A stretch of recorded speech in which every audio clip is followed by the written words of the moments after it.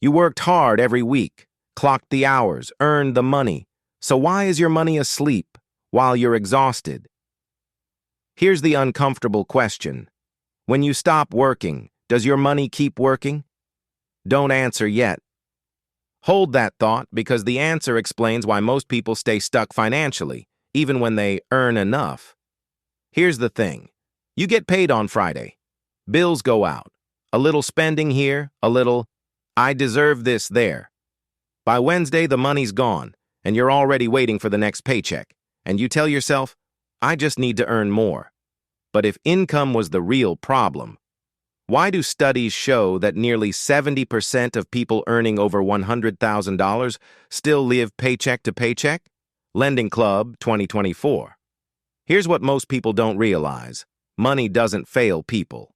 Idle money does. Your dollars aren't tired. They're unemployed. And this is where it gets really interesting. The wealthy don't work harder than you. They simply force every dollar to report for duty. But how? If you earn $4,000 a month and save $300, but it sits in a low-interest account earning 1%, after 20 years you've barely beaten inflation. But take that same $300. Invest it monthly at a conservative 8%. That's not hustle.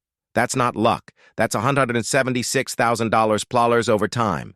Same income, same effort. Different instructions to the money. $1 sleeps, the other works night shifts. Now you might be thinking, investing is risky. I don't want to lose money. Fair. But here's the twist. Doing nothing is also a decision. And historically, it's one of the most expensive ones. Fear doesn't protect you.